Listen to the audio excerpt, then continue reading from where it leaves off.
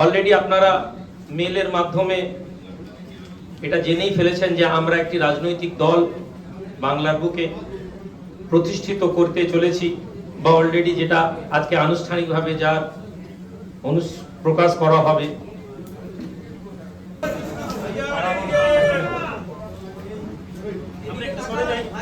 সাংবাদিক বন্ধুরা একটু আমি চাইছি আপনারা আমাদের ফ্ল্যাগটা দিন।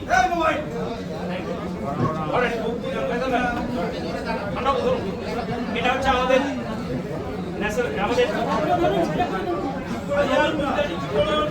দেখে গেল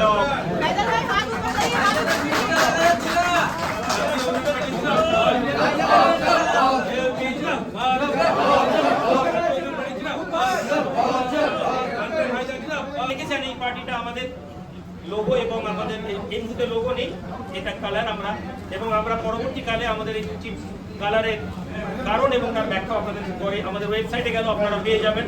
আমাদের নিজস্ব একটা ওয়েবসাইট আছে।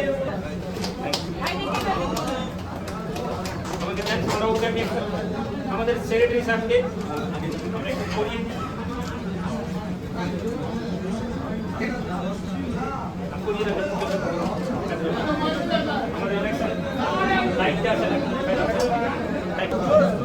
ঠিক আছে,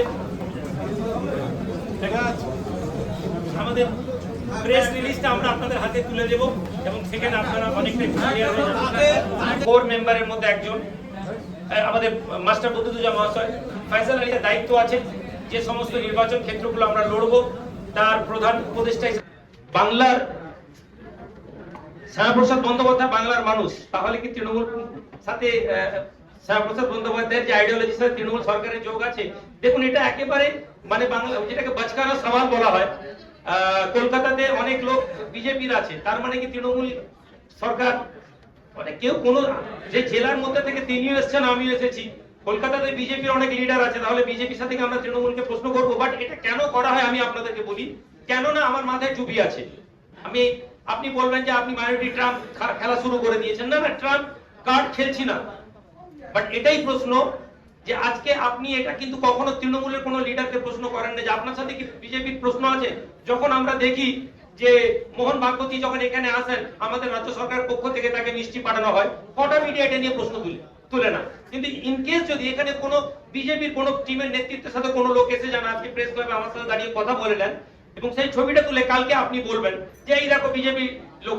আমরা গত কয়েকদিন আগে হুমায়ুন সাহেবের একটা ছবি দেখে ভাইরাল করে একটা লুকিয়ে স্ট্রিং অপারেশনের নাম করে আপনারা যেটা করার চেষ্টা করেন, এই সেম কাজ তো সমস্ত হয়, কিন্তু অ্যাজ এ মুসলিম এটা আলাদা করে প্রমোট করা হয়, আলাদা করে প্রচার করা হয়। একটা রাজনৈতিক দল প্রচার করে, ঠিক আছে, তাদের কাছে একটা লড়াইয়ের জায়গা, কিন্তু মিডিয়া যখন এই প্রশ্ন করে, মিডিয়া যখন এই কথা বলে, তখন মনে হয় মিডিয়া বায়াস হয়ে আছে। Thank you. আমরা দেখছি কিসের দৃষ্টিভঙ্গি দিয়ে, সেটা খুব জরুরি। একজন মানুষের কাছে 500 টাকা পেয়ে গেলে তার কাছে মনে হয়েছে এটা উন্নয়ন। আরেকজন লোক চাকরি নেই কেন, একজন গ্রাজুয়েট ছেলের কাছে প্রশ্ন যখন করবেন, সে বলছে দেশ গড্ডানিকার প্রবাহে চলে গিয়েছে। ইটস ডিপেন্ড আপনার দৃষ্টিভঙ্গি কি। আপনি বলছেন পশ্চিমবঙ্গ উন্নয়নের জোয়ারে ভাসছে, ভাতাকে বাদ দিয়ে আপনি আমাকে বলুন যে উন্নয়ন বলতে আপনি কি দেখতে পাচ্ছেন? রাস্তার আলো আর স্ট্রিট ল্যাম্প আর রাস্তা ছাড়া। কর্মসংস্থান, একটা দেশ উন্নতি তখনই করে যখন কর্মসংস্থানের অ্যাভেলেবিলিটি থাকে। আপনি বলুন লাস্ট 10,000 রিক্রুটমেন্ট একসাথে কবে হয়েছে পিছিয়ে পড়া জাতির লোকেদের জন্য? वेस्ट बंगाल में सेकुलर जब वेस्ट बंगाल तो सेकुलर वोट को एक क्या करने के लिए, डिवाइड करने के लिए। Okay, thank you. मैं बताता हूं आपको, आप एक मिनट, आप कौन से मीडिया से हैं? ये बताइए कि सेकुलर का मतलब क्या है और सेकुलर को जोड़ना है कब तक? मान लीजिए, पहले सुन लीजिए, मान लीजिए अगला 30 साल यहाँ पे तृणमूल गवर्नमेंट का सरकार रहे, तो फिर कोई पिछड़ा हुआ लीडर, कोई माइनॉरिटी लीडर अपना आवाज ना उठाए? तो ये एक प्रोपेगेंडा है जो हमारे जहन पे बैठा दिया गया है कि भाई सेकुलर वोट को एक करो। सेकुलर का मतलब जो इनके लिए हम वोट कर रहे हैं वही तो सेकुलर का माना नहीं कर रहे हैं। आप सबको लेके चलना चाहते हैं। लास्ट तृणमूल सरकार के एमएलए के डिस्ट्रीब्यूशन को देखिए, शुरुआत से लेकर आज तक, और आप हमें बोल रहे हैं कि हम वोट तोड़ रहे हैं, या फिर माइनॉरिटी को बीजेपी का डर दिखा के आप इनको गुलाम करने का प्रोग्राम कर रहे हैं। जैसे इंडिया में, पूरा इंडिया में बीजेपी सरकार पिछड़ा हुआ लोगों को हिंदू राष्ट्र के नाम पे उन लोगों को गुलामी की तरफ ले जा रहा है, और आप चाहते हैं कि यहाँ के बंगाल सरकार हम लोगों को ऐसे मुस्लिम गुलामी की तरफ ले जाए। भाई बीजेपी आ जाएगा, ये नहीं है। সেকুলার বলতে কি বোঝায়? রাজীব ব্যানার্জি, আমি বলি অর্জুন সিং, এরা কতটা সেকুলার? না না, আমরা আমাদের প্রশ্ন করার আগে এটা আপনাদেরকে বুঝতে হবে। আপনি বলবেন কাউন্টার প্রশ্ন, না আমরা বলেছি যে আমরা মাইন্ড চেঞ্জ করার জন্য বসেছি। আমাকে প্রশ্ন কেন করছে যে আপনারা কত সেকুলার হবেন? আমার কোন কাজের মাধ্যমে আপনার মনে হলো যে আমি নন সেকুলার? আপনার কি এতক্ষণ আমার বক্তব্যে, আমার কোনো অ্যাক্টিভিটিসে আপনার কি মনে হয়েছে যে আমি কমিউনাল? যদি আপনার না মনে, তাহলে আপনি কেন প্রশ্ন করছেন? আপনি কি এই প্রশ্ন রাজীব ব্যানার্জিকে করতে পারেন? আপনি কি এই প্রশ্ন কুণাল ঘোষকে করতে পারেন? আপনি কি এই প্রশ্ন ইভেন বিজেপির কোন লিডারকে আপনারা করেন যে ভাই আপনি কতটা সেকুলার? বাট সেকুলার যখন সামনেওয়ালা লোক কোনো একটা দেশের সংবিধানকে মাথায় রেখে তার নিজস্ব আইডেন্টিটিকে নিয়ে আসে, তখন তাকে প্রশ্ন করা হয় ভাই সেকুলার। কিন্তু এটা কোনো পাঞ্জাবিকে জিজ্ঞেস করা হয় না, এটা কোনো জেনকে জিজ্ঞেস করা হয় না। বাট যদি সামনে টুপি থাকে তখন প্রশ্ন করা হয় কতটা সেকুলার। প্লিজ, কোন কথাটা মুসলিম টেনেছি আপনি বলুন। না না, মুসলিমদেরকে টানলাম কোথায়?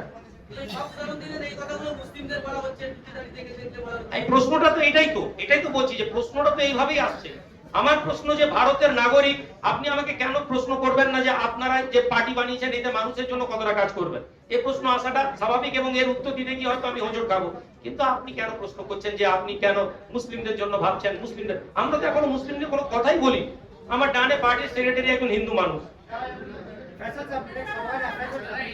সিট নিয়ে যে সিটে আমরা তো সরকার পরিবর্তন করে দেওয়ার মতো লড়াই নামছি না, বাট আমরা একটা আইডিওলজিকে আজকে বাংলার মানুষের কাছে এনেছি।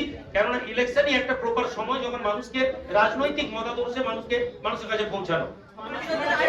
এইখানে যে তৃতীয় শক্তি বলা হয়েছে, এই তৃতীয় শক্তিটা এই টিমগুলোর সাথে নিয়ে তৃতীয় শক্তির জোটের কথা আভাস দেওয়া হয়েছে। এটা এমন শুধু আমাদের জন্য নয়, বরং আমরা একটা তৃতীয় অক্ষ বা তৃতীয় শক্তির যে বিষয়টা বলেছি, সেটা আপনি যে রাজনৈতিক দলগুলো বললেন, এবং এরা নিঃসন্দেহে রাজনীতির লড়াইয়ে দৌড়ে করে আমাদের থেকে অনেক আগে আছেন। ফলে আমাদের তাদের কাছেও আপিল থাকবে, একটা সাম্মানিক জায়গায় দাঁড়িয়ে যদি আমরা সিট আন্ডারস্ট্যান্ডিং করে নিতে পারি, অবশ্যই আমরা ভোটকে নষ্ট হতে দেব না। এবং বাংলার মানুষের কাছে এটাও আপিল থাকবে যে যতক্ষণ না আপনারা আপনাদের ভোটকে প্রপার ওয়েতে ইউজ করতে পারছেন, ততক্ষণ পর্যন্ত কখনো আমরা আমাদের লক্ষ্যে পৌঁছাতে পারবো না। ফলে তৃতীয় শক্তিকে আমরা মজবুত করার উদ্দেশ্যেই করছি।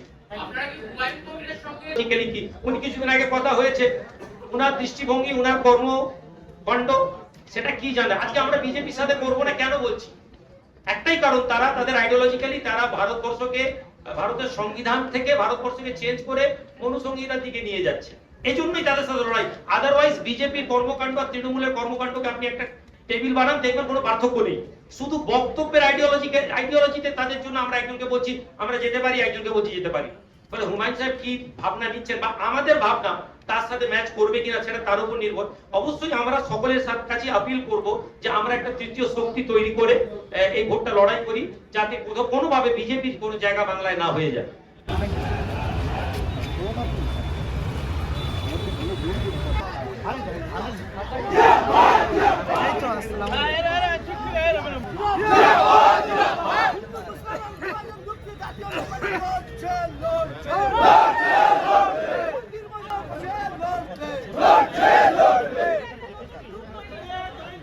এখানে 10,000 RSS এর ট্রেনিং সেন্টার খুলে দিয়েছে আমাদের দিদি, যেখানে আমাদের ওয়াকফ সংখ্যালঘুদের একটা সেন্টিমেন্ট অধিকার, সেই ওয়াকফ আজকে দিদির সৌজন্যে আজকে সংখ্যালঘুদের ওয়াকফ পাওয়াটি হাতছাড়া হয়ে গেল। আজকে আমরা তাই আজকে যেমন ওয়াকফ মানে সংখ্যালঘু, মাইনরিটি, দলিত, আদিবাসী, এসটি, ওবিসি পিছিয়ে পড়া যারা মানুষ আছে, আজকে তাদের কথা বলার কেউ নেই।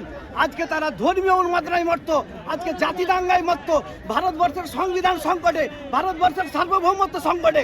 তাই আজকে আমাদের সুপ্রিমো ভাইজান আজকে সৈয়দ রুহুল আমিন সাহেবকে এই জাতীয় উন্নয়ন পার্টি নিয়ে আজকে বাংলার স্বার্থে, বাঙালির স্বার্থে, গরিবের স্বার্থে, চাকরি হাজারের স্বার্থে, এদের আনেদের শিক্ষার্থীদের স্বার্থে, বেকারদের স্বার্থে, দুর্নীতির বিরুদ্ধে আর হিন্দু মুসলমান বিভাজনের বিরুদ্ধে আজকে জাতীয় উন্নয়ন পার্টি